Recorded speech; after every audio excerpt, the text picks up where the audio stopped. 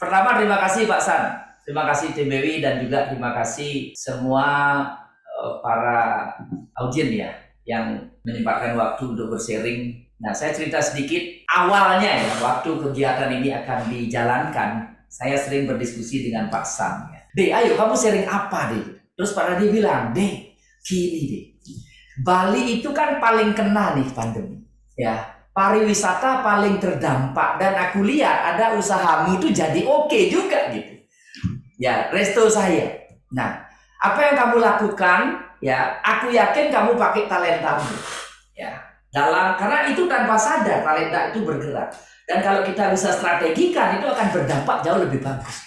Ayo deh, ya, bagaimana kita mengoptimalkan talenta-talenta kita sehingga kita bisa bertahan semasa pandemi, di mana Bali paling berdampak karena 52% sebetulnya perekonomian Bali itu didukung oleh pariwisata. Terus bagaimana talenta itu supaya bisa nanti memberikan lompatan hebat, mengambil momentum pada pasca pandemi. Saya pikir ya sudah, ingat-ingat teman-teman yang justru bergerak hebat di pariwisata. Saya ingat Pak War, Pak Wardike ya.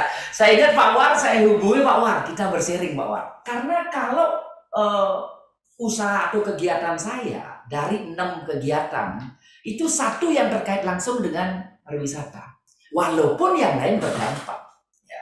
Tetapi Pak Wardike ini 77 resort dan villa beliau kelola. Anda bisa bayangkan itu kalau di 72 ya, 72 ya, 72, 5-nya sebetulnya mungkin sedang dirancang ya, sedang dirancang itu 5-nya sebelum pandemi. Itu kira-kira apa yang terjadi. Jadi saya merasa oke, lebih baik kita minta tolong Pak War yang akan bersharing. Tetapi sebelum itu saya share screen dulu sebentar ya, Oke, ini bisa dilihat teman-teman ya. Ini jadi kami berdua ada oleh-oleh from Bali with Love ya, bagaimana kita bisa mengoptimalkan talenta kita sehingga nanti kita jauh lebih kuat dan lebih hebat pasca pandemi nanti. Itu kira-kira. Ya, nah talenta saya salah satunya adalah positivity. Itu nomor 1, dan ternyata Pak War juga positivity. Ya. Kalau ngomong positivity ya Pak, sama Pak Nadi ya. Kalau ngomong positivity saya rodok gampang. Karena hanya satu terkait pariwisata. Contoh saja, dengan gampang saya mengalihkan bahwa ya kampus masih berjalan. Tahun pertama turunnya cuma 5%. Saya masih happy. Yang kena itu adalah catering saya, penyewaan tenda dan alat-alat pesta saya, dan restoran saya. Ya, restoran yang langsung pariwisata yang disalur. Restoran yang di kota itu sebetulnya tidak berdampak langsung, tapi kena. Itu kira. Jadi saya merasa lebih gampang untuk memanfaatkan positivity saya. Yang terpikir bagaimana dengan Pak War. Itu ya. Nah, saya ingat sekali akhirnya saya kontak Pak War. Ya, saya kontak Pak War. Ya. Pertanyaan pertama saya sama Pak War adalah, Pak War, kapan pariwisata balik? Ya. Ternyata jawabannya adalah, Pak, ngapain Pak nunggu pariwisata balik? Itu masa lalu, Pak. Kita lihat sekarang dan bagaimana ke depan. Wah, itu menarik. Dan ternyata setelah kita asesmen Gallup-nya, strength-nya Pak War, ternyata kontaknya nomor 33, Pak Sam. Jadi paling gak suka ngomong masa lalu, gitu loh. Paling gak suka ngomong masa lalu. Dari 34 talent itu nomor 33 kontak. Ini menarik ya. Akhirnya kami diskusi, catering kami itu saya pakai pendekatan komunikasi karena saya kuat di bidang relationship ya. Saya ngobrol apa adanya dengan semua pegawai, mereka menerima, dan yang kami lihat peluang itu adalah restoran. Ya, ini kampus kami ya jalan nih Pak Radi ya. Ini restoran ini ya. Pak War bilang, ayo Ji, banyak peluang lagi. Saya melihat banyak yang bisa dioptimalkan. Gitu Pak katanya Pak War. Ayo bergerak gitu. Ya. Saya pakai kekuatan komunikasi saya sama Pak War. Pak War memakai strateginya. Bagaimana caranya mengembangkan ini. Akhirnya kita invest lagi Pak. Pandemi loh Pak. Kita invest, kita renovasi, dan ini jadinya, dan ternyata cukup ramai. Ya. Jadi sebetulnya kalau boleh hari ini saya bilang ya, oke, salah satu untuk khusus White Candy ini Pak, syukur ada pandemi Pak. Ya kalau boleh bilang begitu ya. Karena saya Kalau merasa lemah sekali di bidang hospitality, restoran ya. Jadi soalnya Pak ya Wadi, Pak, sorry interupsi. Soalnya kalau tidak pandemi tidak mampu membayar Pak Wardika, gitu loh ya. betul, itu sebetulnya lanjutannya Pak. Kalau tidak pandemi, saya nelpon Pak Wardiko, nggak pernah nyambung karena di luar negeri terus Pak San. Itu kira-kira. Ya, salam kenal dan salam hormat buat Ya, Pak Wardika ya. Sudah Ya, lama salam kenal dengar Pak tapi Tanadi. nggak pernah berkesempatan nah, untuk mungkin lain kali. Silakan satu Gus. lagi Pak San, saya mau lapor Pak San. Ya. Ternyata Pak War ini mahasiswa Stiki. Terima kasih. Angkatan tahun 2009 Pak. Iya. Ya, akhirnya setelah itu menghilang, saking sibuknya ya menghilang gitu. Ya. Dan ternyata saya dengar sudah founder namanya Pramana gitu ya. Itu sangat ngetop di Bali. Semua orang tahu resort-resort yang kelola itu sangat keren sekali ya. Selalu di puncak-puncak nama dari resort itu pasti keluar yang dikelola oleh Pak War ya. Dan ternyata pandemi, ayo kita dengarkan sharing dari Pak War kepada kita semua apa yang beliau lakukan ya, kemudian apa yang nextnya ya, pemikiran-pemikiran beliau ya, dan nanti kita simpulkan bagaimana talenta itu sebetulnya bekerja pada beliau. Oke, saya kira demikian. Silakan Pak War, monggo sharingnya Pak War. Kita dengerin bareng Pak Tanadi. Ya, baik. Salam kenal Pak Tanadi. Terima kasih J Buku ya. Saya panggil J ya. Kalau orang Bali manggil ayah itu Aj gitu ya. Jadi karena Pak Mademuku adalah mentor saya, inspirasi saya ya di dalam berbisnis, semangatnya, motivasinya luar biasa. Jadi terima kasih sudah diundang di kesempatan yang luar biasa ini di Indonesia Strength Festival. Jadi sebuah ajang yang luar biasa untuk membahas boosting productivity di tahun 2022 ya, yang dimana kita lihat banyak sekali para pengusaha yang lagi kalut ya, saya kira. Jadi terima kasih kesempatan luar biasa untuk Business Wisdom Institute dan juga Gallup Organization ya atas kesempatan yang luar biasa. Jadi kali ini saya akan berbagi bagaimana saya melewati atau berproses di usaha saya di masa pandemi ya, memasuki masa pandemi di tahun 2020 sampai saat ini. Seperti yang Pak Demuku bilang, kita justru melakukan sebuah lompatan di saat pandemi ya, bukan diam saja. Jadi saya beri judul untuk sharing saya kali ini, yaitu Sustainable Business Growth in Pandemic. Ya, jadi saya akan bagi nanti pengalaman saya dalam tiga fase yaitu ada fase awareness, ada fase adaptation, dan juga ada fase adjustment-nya. Ya. Namun sebelumnya izinkan saya perkenalkan diri, Bapak dan Ibu. Saya Iwayan Wardika, saya adalah founder dari Pramana Experience ya, hotel management company yang berbasis di Bali ya. Jadi kami membantu para investor untuk mewujudkan mimpi mereka ya. Saya katakan mimpi mereka untuk mempunyai sebuah bisnis di bidang hospitality, baik itu resort, villa, dan restoran ya. Jadi bisnis ini kami dirikan di tahun 2013. Jadi kami mulai dengan manage 8 kamar ya Bapak Ibu. Jadi dari root saya katakan, kemudian dengan semangat melayani ya, yang kami sebut genuine hospitality. Kami terinspirasi dari Bunga Lotus Bapak dan Ibu yang mempunyai tiga nilai ya, saya katakan tiga nilai yang luar biasa, yaitu purity, beauty, dan love. Jadi kami melayani dengan ketulusan, dengan senyum yang ramah ya, dengan menyenangkan orang lain. Jadi kami berkembang dengan pesat sehingga Sampai saat ini kami sudah mengelola 72 resort dan villa yang tersebar di Pulau Bali, Indonesia. Ada 3 spa dan restoran ya. Jadi yang ini brand-brand yang kami kelola, ada yang tersebar di Bali dan salah satunya ada di Kampot, Kamboja, Bapak dan Ibu. Nah, bisnis berjalan sangat bagus sampai di tahun 2019 kita bilang okupansi di atas 80%. Jadi investor happy. Jadi kita banyak sekali MOU yang terjadi di tahun 2019 karena ketertarikan mereka dengan bisnis hospitality ya di Bali khususnya. Akan tetapi di akhir tahun 2019 atau awal tahun 2020 kita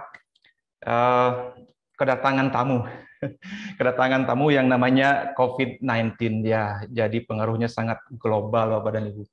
Sangat global, jadi mempengaruhi segala aspek bisnis, terutama yang paling terdampak adalah pariwisata. Jadi kami sebagai pelaku pariwisata sangat terpukul dengan kondisi ini. Tetapi apakah respon kita? Nah, respon kami, jadi kami memilih untuk merespon dengan positif, ya apapun yang terjadi, ya adalah sebuah perubahan untuk new era ya saya katakan ya. Jadi mulai dari kita tahap pertama kita awareness ya, kita sadar dulu gitu. Sadar ini adalah sebuah pandemi di mana dari awal tahun 2020 okupansi sudah menurun ya sampai titik nol di bulan kelima ya. Di bulan kelima kita sangat terpaksa sekali harus melakukan closure hotel dan melay-off karyawan yang sangat kami hindari sebenarnya.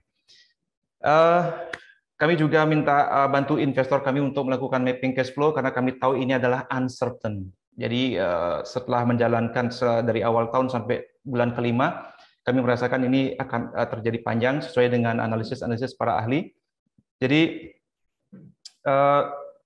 di saat penutupan ini kami sangat sedih sekali. Selama 1,5 bulan kami terpaksa menutup semua outlet bisnis dan melay-off-kan karyawan. Nah, dalam fase itu Bapak Ibu kami melihat sebuah adaptasi ya. Jadi saya melihat sebuah perubahan market segment dan market behavior ya. Kami tentunya tidak ingin lama-lama untuk membiarkan usahanya tidur.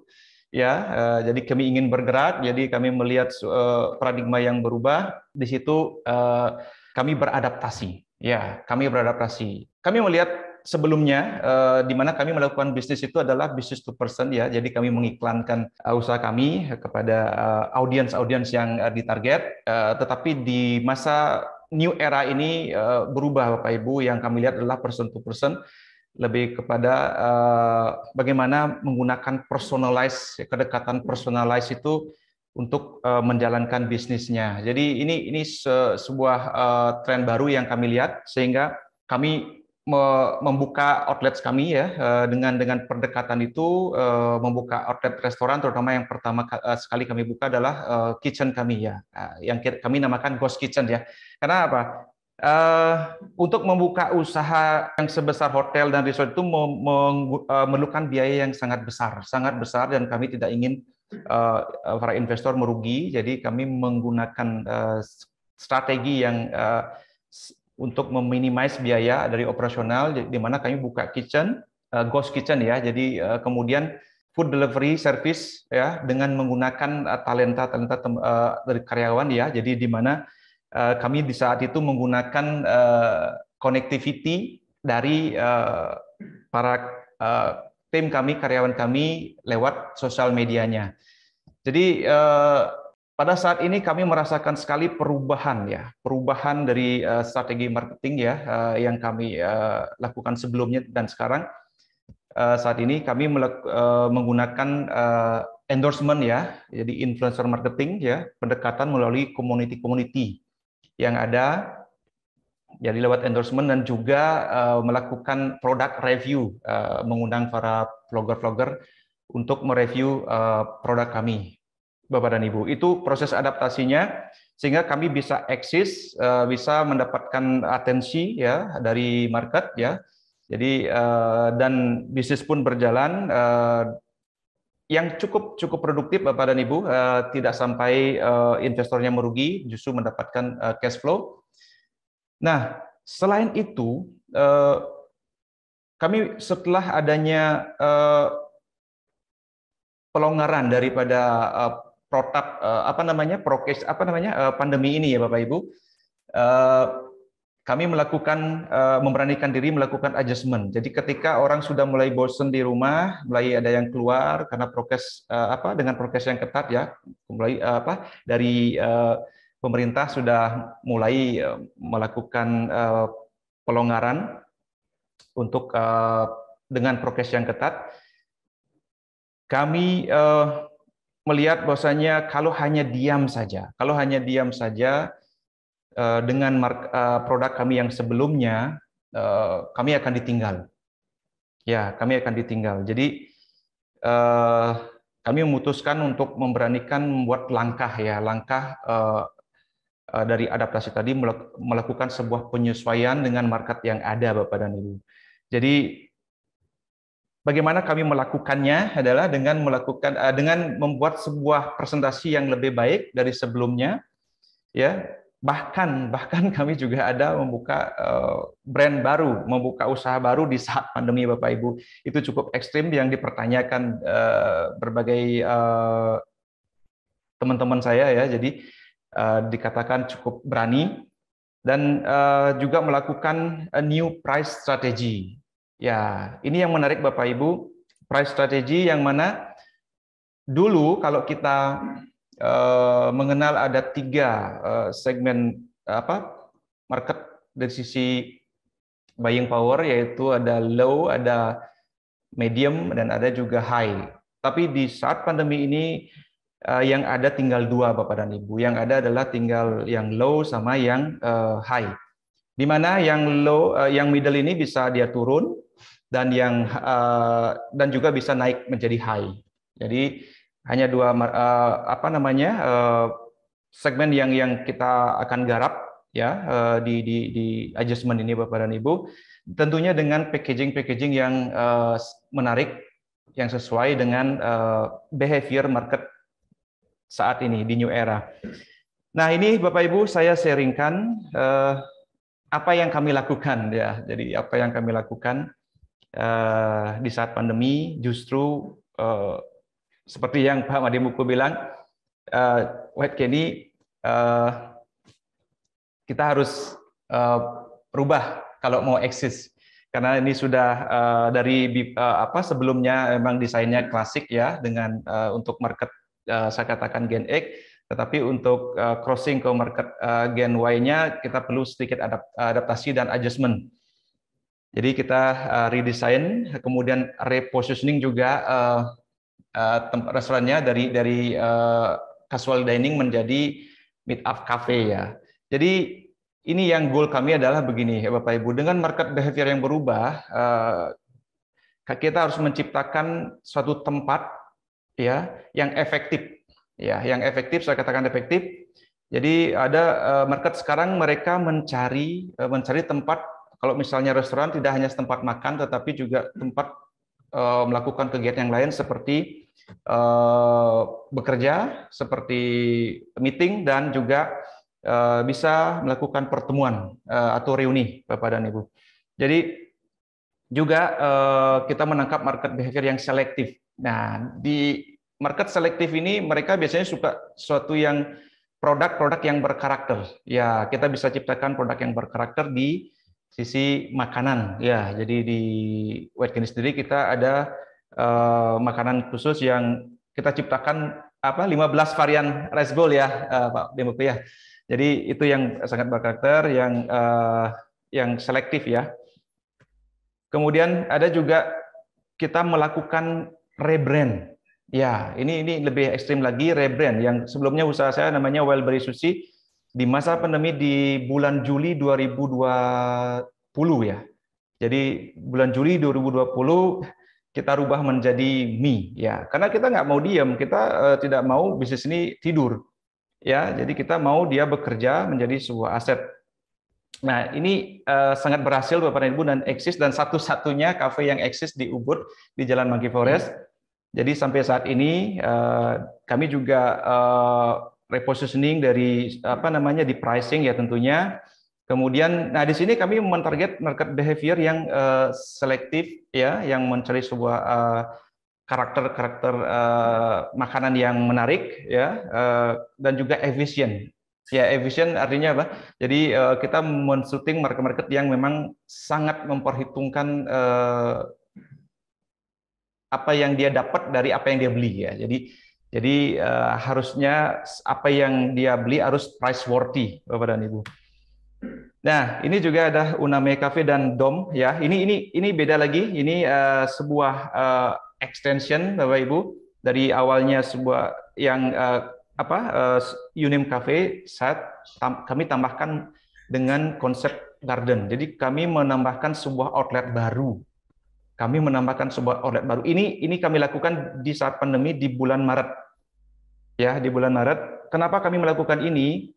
Karena kita melihat dari dua segmen tadi, di mana Uname memang kita segmenkan di high spending market, dan kami juga ingin mendapatkan market yang di low spending, market. Jadi ini kami melakukan extension dan juga untuk mengakomodir sebuah tren di saat pandemi. Mereka lebih memilih tempat-tempat yang outdoor ya, menghindari tempat-tempat indoor Bapak dan Ibu.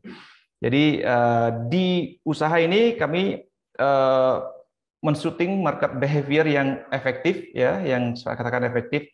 Tadi mereka ingin suatu tempat yang multifungsi ya, multi event atau bisa melakukan kegiatan yang lain selain makan. Karena memang di Dom Garden Cafe adalah kami posisikan di festif. Jadi melakukan kegiatan-kegiatan yang berhubungan dengan hari-hari spesial. Ya, jadi creativity sendiri kami menciptakan sebuah spot-spot yang mind blowing, dan juga dari sisi makanan juga kami ciptakan presentation yang mind blowing ya, seperti misalnya kita bilang nasi goreng gajah gitu misalnya. Jadi itu yang suatu yang menggelitik, yang mengundang bukan hanya saja attention mereka, tetapi juga sampai desire-nya untuk menikmati menu tersebut. Nah, yang terakhir Bapak Ibu, yang kami lakukan adalah justru villa ini dibuka di saat pandemi. Di saat pandemi juga, dan running sampai sekarang dan mendapatkan market yang luar biasa feedback-nya. Kemudian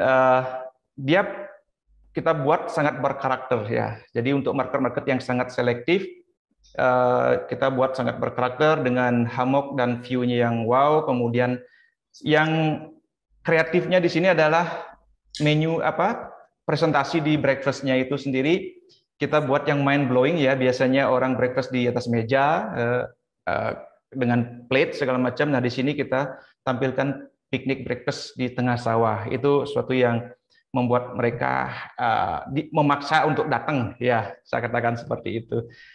Jadi itu Bapak Ibu sharing saya tentang apa yang kami lakukan di masa pandemi untuk tetap produktif ya. Dan di slide terakhir ini saya ingin men-sharingkan, membagikan sebuah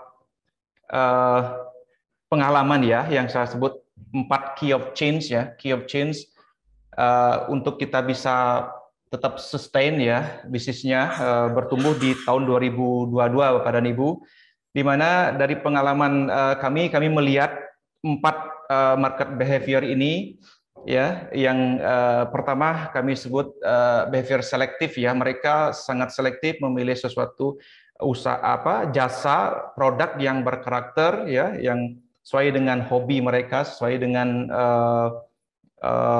passionate mereka ya. Kemudian yang kedua ada behavior yang efektif. Jadi mereka ingin mendapatkan value lebih Bapak dan Ibu, value lebih dari apa yang mereka beli. Jadi kita harus dalam produk dan jasa kita selalu memberikan value yang lebih kepada mereka sehingga mereka bisa datang ke bisnis Bapak Ibu.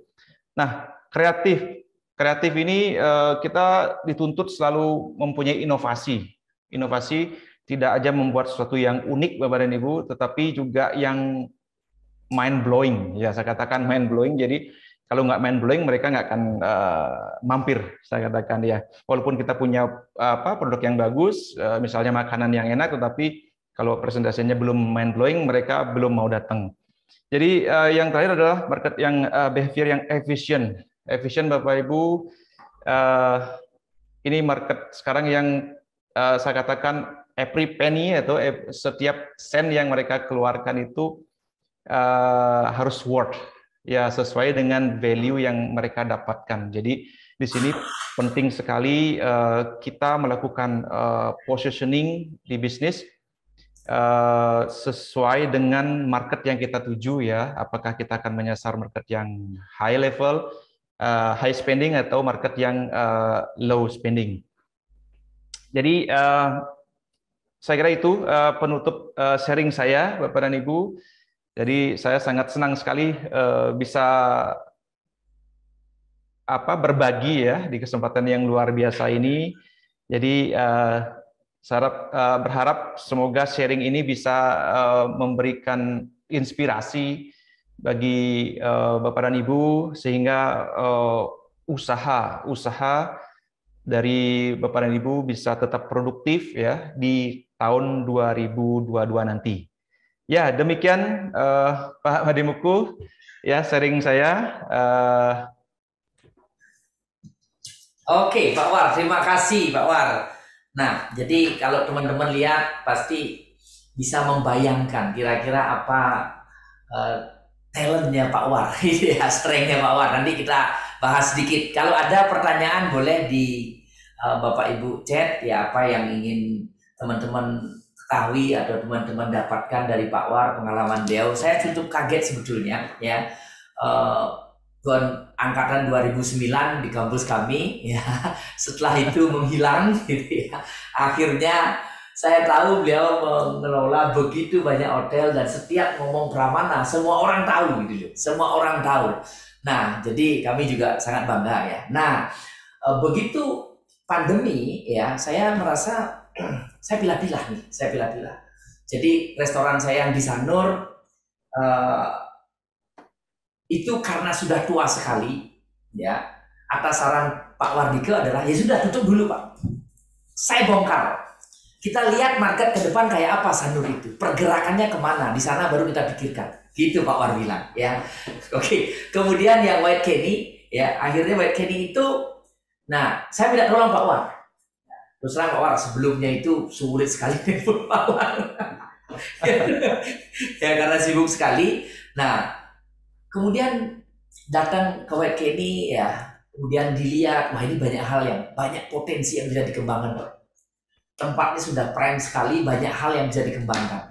Saya karena tidak tahu pengetahuan tentang restoran, ya tahunya ya pokoknya kerjakan gitu saja. Ternyata sebetulnya kurang, ya memang dia kelihatan ramai, tapi kurang optimal dalam menghasilkan itu kira-kira ya. Dan ternyata beliau masih masukan yang sangat luar biasa. Saya jadi optimis, saya berani merenovasi walaupun keluar duit pada saat pandemi, dan ternyata baru separuh sekarang ini kan seperti 2 tempat, baru separuh dan hasilnya sudah sangat kami sangat optimis akan lebih kuat nanti di pasca pandemi. Itu kira-kira Pak Fernandi. Kalau ada yang monggo Pak. Saya komen sedikit Pak Made ya. Silakan Pak. Tiap kali Pak Made bilang kuliah belum selesai. Bapak tahu nggak Steve Jobs itu kuliah nggak selesai, Bill Gates kuliah nggak selesai, Richard Branson itu kuliah nggak selesai, Walt Disney itu kuliah nggak selesai. Jadi mereka yang kuliah nggak selesai ini punya kehebatan yang luar biasa. Terlalu sibuk jadi nggak sempat kuliah. Yeah. Michael Dell yang punya Dell itu juga nggak sempat kuliah gitu ya. Jadi nggak sampai selesai. Jadi nggak usah, kalau nggak selesai itu bukan sebuah hal yang hina, tetapi sebuah badge of honor sebenarnya. Oke. Komen saya kedua adalah saya sudah dengar namanya Pak Wardike lama, cuma belum sempat ketemu aja. Saya dengar katanya di Ubud sana ada jagoan hebat untuk mengelola hotel gitu ya. Katanya hotel-hotel yang nggak laku disentuh dengan tanganan Midas touch-nya sebentar jadi laku dan rame gitu ya. Jadi ternyata hari ini secara online ketemu. Terima kasih dan salam hormat buat Pak Wayan Wardika. Ya.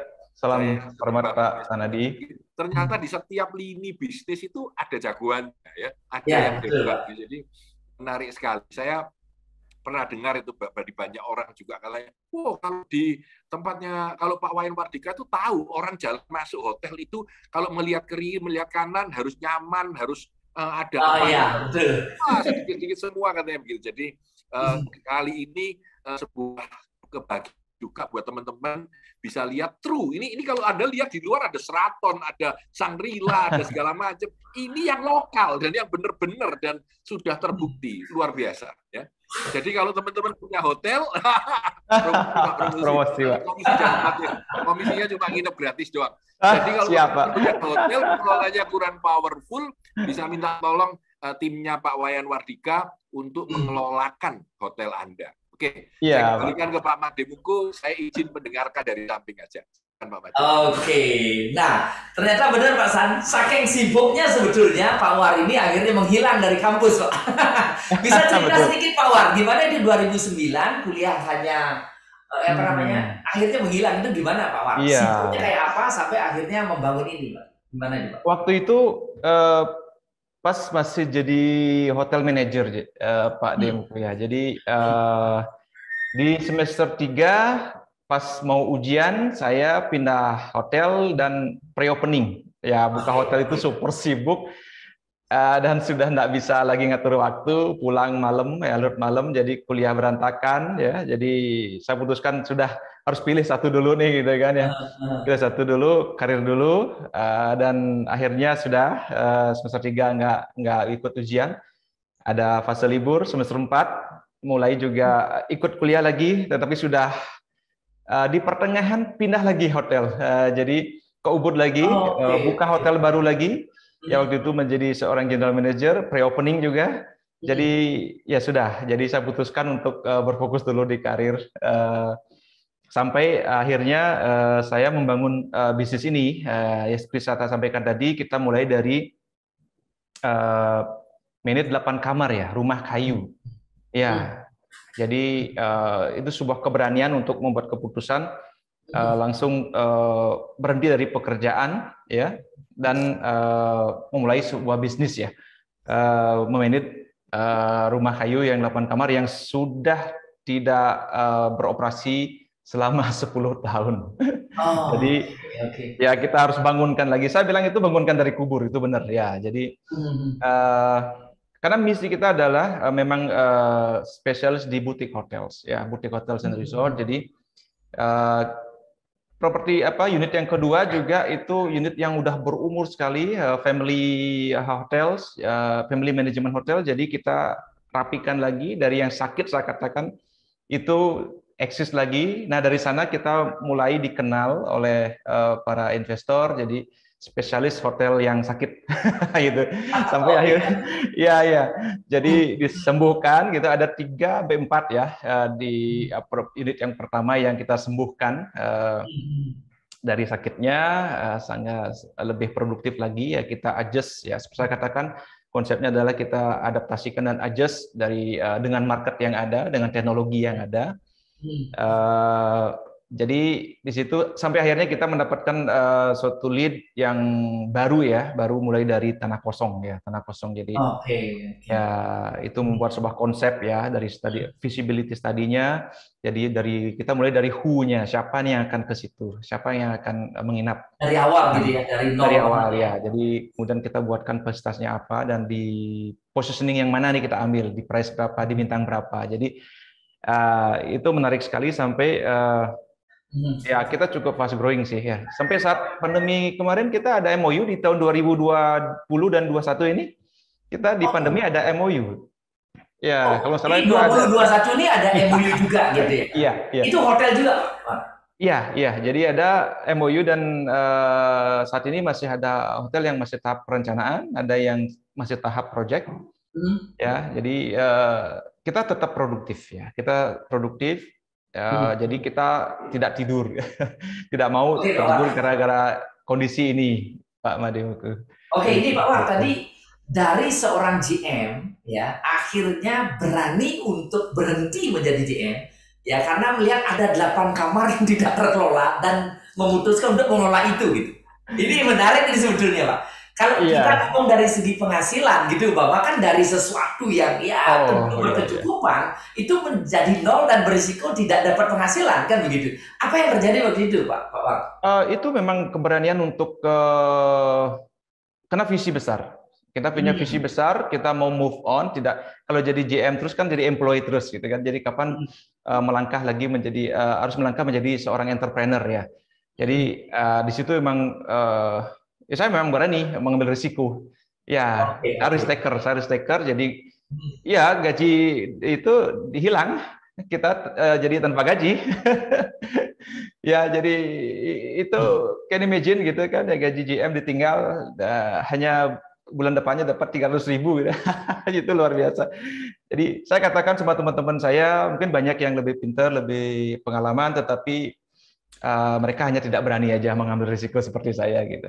Jadi teman-teman saya juga di co-founder mereka melihat visi saya, karena saya selalu menyampaikan visi saya yang besar tentang hotel manajemen dan goal kita seperti apa. Jadi mereka juga meninggalkan pekerjaan mereka. Mereka rela meninggalkan pekerjaan mereka ya ikut saya juga tanpa gaji. Itu hal yang luar Oke. biasa. Oke, nah dan ternyata Pak War, strength Pak War yang kedua itu self assurance. Bagaimana Bapak yakin betul dengan Iya, kemampuan untuk menghadapi iya, segala sesuatu. Nah ini iya. contoh, talent yang keduanya ternyata dia itu self assurance. Nah, itu kira-kira. Iya, ya, Nah, tentunya. oke Karena Pak War, memang, iya, ya ini ada pertanyaan Pak War. Ini ada pertanyaan iya, Pak War. Ya ini ada pertanyaan. Salam kenal Pak Wadike, saya Natih dari Bali. Oh Natih Pak. Pariwisata pada masa next normal nanti kira-kira segmentasi pasar wisata Bali nanti seperti apa Pak? Kemudian apakah tip untuk para pelaku pariwisata yang saat ini mau merintis usaha tour and travel? Monggo Pak, silakan Pak. wah, ya. Jadi trennya ya, saya kembali ke ini aja, ya. Jadi Hmm. saya bagikan, ya. Jadi slide terakhir memang saya sengaja conclude-kan ya. Jadi apa yang selama ini perubahan yang terjadi yang sudah kita ujikan ya, termasuk di properti di produknya apa unitnya Pak Mademuku ya restorannya kita ujikan di situ termasuk dan berhasil ya, bapaknya bilang berhasil, terima kasih. Jadi paling tidak kita eh, produktif dan memang mendapatkan market betul ya, bukan hanya sekedar produktif tapi memang marketnya kita dapatkan.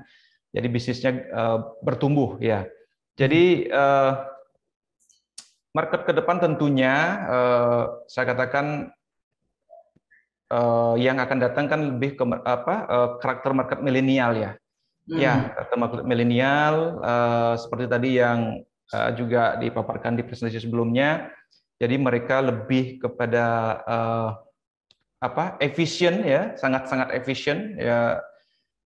Kemudian mereka juga mencari sesuatu yang baru, ya mereka selalu mencari sesuatu yang baru, mereka sangat kreatif ya, kemudian mereka sangat efektif ya mencari sesuatu yang lebih dari yang mereka harapkan gitu. Jadi ini adalah kepintaran dari seorang pengusaha mengemas gitu kan. Jadi membeli satu itu dapat bonus dua gitu, membeli satu bonus tiga seperti itu. Jadi ini mereka sangat-sangat suka sekali dengan value-value yang lebih yang kita berikan.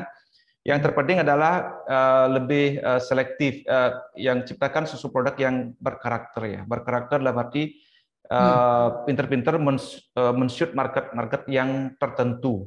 Tidak bisa lagi seperti dulu yang menurut saya ya nggak rough diambil semua itu nggak bisa. Lebih spesifik.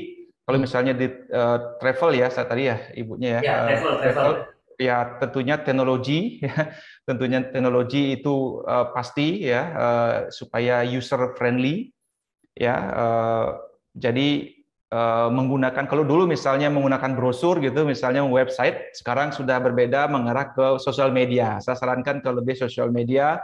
Jadi gunakan semua sosial media yang ada sekarang yang lagi naik daun seperti Instagram yang ada reel-nya, kemudian TikTok untuk mempromosikan usaha perjalanannya, ya tentunya dengan ini kreatif ini yang benar-benar apa namanya harus kalau mau mendapatkan attention mereka dulu adalah creativity, ya creativity ini. Nah seperti yang Pak Mademuku katakan, lebih baik kalau kita memang sudah tidak bisa lagi menciptakan itu, gunakan talent yang ada sekarang ya. Jadi hire anak-anak muda yang memang di dunia mereka ya, yang milenial ini di hire, kemudian untuk menjadi kreatif tim kreatifnya, sehingga bisa mempresentasikan keinginan marketnya sendiri kan gitu kan, karena mereka lah marketnya sebenarnya, jadi mereka akan tahu apa yang mereka inginkan sebenarnya. Jadi berarti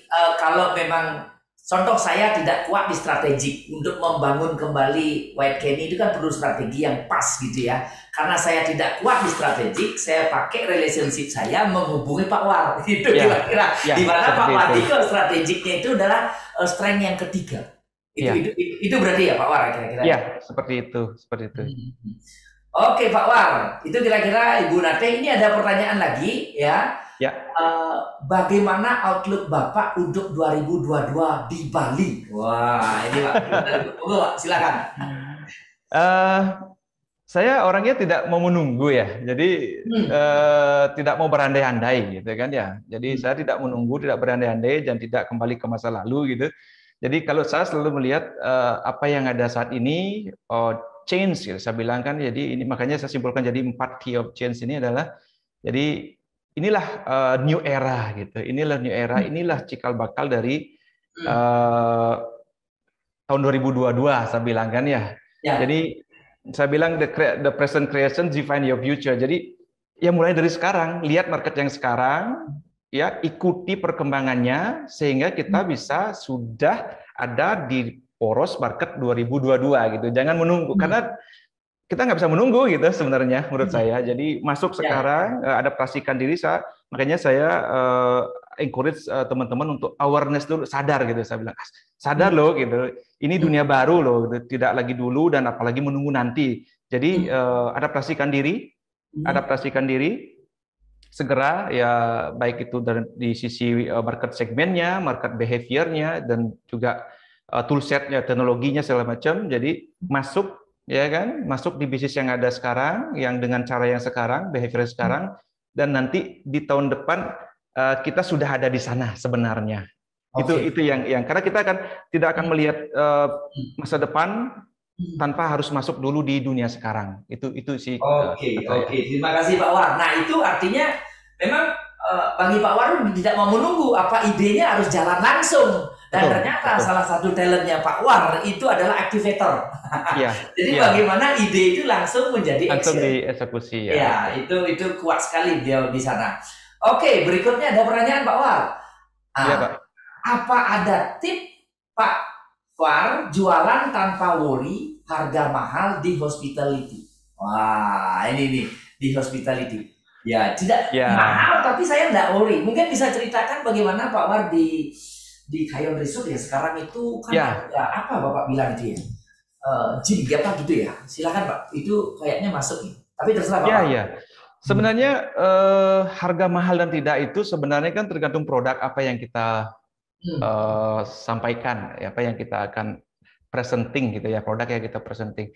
Jadi tentunya saya selalu sampaikan kalau ingin berbisnis atau menjual sesuatu, kita tentukan who-nya dulu gitu.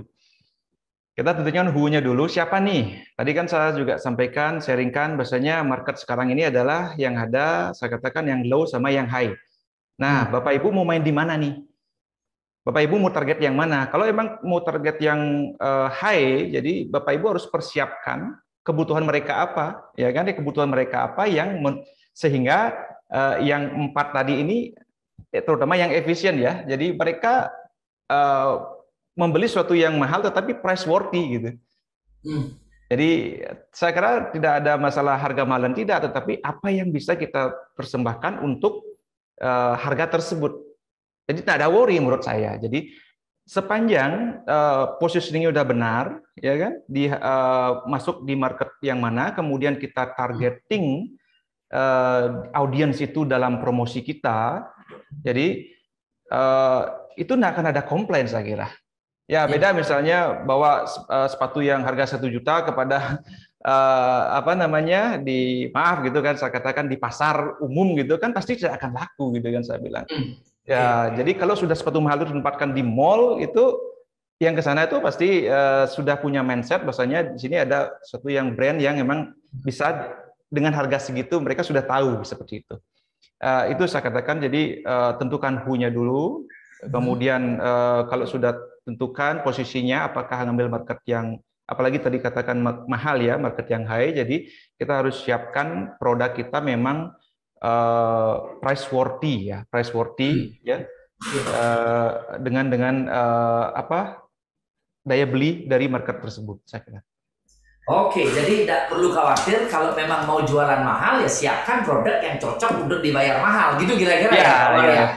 Oke, dan tentukan siapa itu dulu dari awal ya, siapa segmen market kita. Sehingga masuknya di audiens yang benar. Kadang-kadang kan teman-teman punya produk bagus, harus dijual mahal, tetapi masuknya di audiens yang salah, gitu. Audiens yang bukan pembeli mereka, gitu kan. Itu yang sering mendownkan mereka, sehingga ada komen kok mahal segala macam. Dan yang terpenting adalah berikan value. Jadi produk ini akan menjadi mahal ketika mereka diedukasi, ya, benefit apa yang mereka dapatkan dari produk itu. Ya, jadi mereka beli produk kita karena benefits-nya. Jadi kita tawarkan benefit apa, jadi itu yang kita tonjolkan, sehingga kita tidak perlu worry lagi berjualan mahal, saya kira. Nah, ini saya ingat sekali pertama kali, ini mungkin bisa menambahkan untuk pertanyaan dari Pak Dwi Pariono ya, tentang harga mahal itu. Pertama kali Pak War ke restoran saya gitu, duduk, dilihat marketnya, dan dia bilang apa? Pak, Bapak harus naik kelas ini, katanya gitu. Bapak harus naik kelas ini, katanya gitu ya. Tapi ada strateginya nanti, gimana kita masuknya dulu, apa yang kita lakukan. Bapak harus naik kelas ini, kasihan tempatnya, katanya gitu. Saya ingat sekali. Jadi saya yang khawatir jualan mahal, karena tipikal saya seperti itu. Ternyata beliau melihat justru Bapak harus jual mahal. Dan ternyata benar, dinaikkan sedikit sekarang dulu ya. Ternyata jualannya memang tidak seperti sebelum pandemi, tetapi betul-betul di atas apa yang saya pikirkan. Itu kira-kira, padahal naik sedikit harganya. Itu kira-kira Pak Dwi Pariono. Oke. Nah, ini karena waktu ya, mohon maaf, ini ada pertanyaan juga. Mohon maaf, kita tidak bisa kita sharingkan, tetapi ini ada satu pertanyaan yang bisa cepat dijawab gitu ya. Bagaimana menghubungi Pak Wayan Wardito jika ingin bekerja sama untuk mengelola villa kami yang di Bali? Itu Pak War. Ya, silakan dijawab Pak War. Ada juga dari WA, nanti kan kita jawab dari WA juga. Iya. Oh ya, ini udah ditampilkan. Ya, udah ditampilkan. Boleh. Ini Instagram saya dan juga ya, boleh baik ke Instagram saya, nanti kita akan diskusi di sana ya. Oke, Bapak Ibu, nah waktu saya tinggal menyimpulkan sekarang. Untuk itu izinkan saya share screen sedikit lagi ya. Waktu kami tinggal 4 menit lagi ya. Tinggal 4 menit lagi, izinkan saya share screen lagi sedikit untuk menyimpulkan ya, Nah, Bapak Ibu, ini loh ya. Ini ternyata top 5-nya Pak War. Ini ya, positivity, selalu melihat segala sesuatunya dari segi positifnya. Dan saya juga nomor 1 itu. Yang kedua, self assurance, bagaimana beliau yakin betul ya dengan kemampuan, dengan apa yang dimiliki untuk menghadapi segala permasalahan. Ya, yang ketiga, strategik. Oke, Anda bisa lihat bagaimana saya lemah di sini di urusan strategik, analytical, saya sangat lemah sekali. Tapi di hubungan dengan orang saya cukup kuat. Ya, maka untuk kerjasama kami pertama dengan Pak War itu untuk restoran, ya segala strategi ya saya serahkan kepada Pak War. Itu kira-kira. Dan Bapak Ibu tadi sudah membuktikan betul Pak War itu aktivator. Saya tidak suka menunggu. Pokoknya ada ide harus jalan. Itu aktivator. Oke. Yang berikutnya ya, Pak War itu ada learner. Saya ingat sekali pertama kali datang ke White Kenny, beliau bilang, Bapak maunya restoran atau kafe, ya gitu ya. Ini semua beda Pak.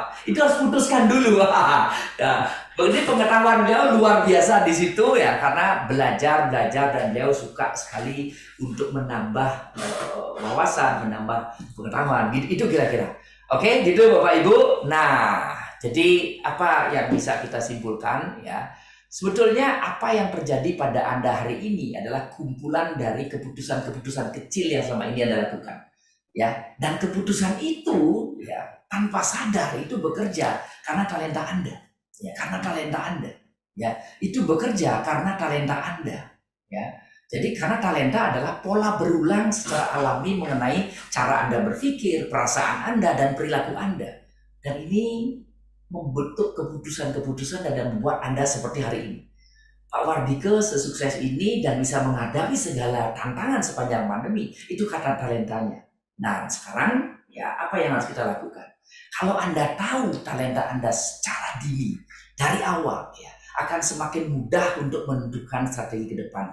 Dan nah ini kalau Anda tahu talenta Anda tahu, oh kalau memang saya kurang strateginya, saya harus dibantu orang lain gitu misalnya. Saya kuat di bidang hubungan dengan orang, maka saya akan berkomunikasi atau Anda kuat, saya bertemu dengan orang-orang ya, untuk saya mendapat pengetahuan, mendapat teknik, mendapat strategi, bisa seperti itu. Dan tanpa sadar jika itu Anda lakukan, Anda telah mengasah talenta Anda untuk menjadi strength.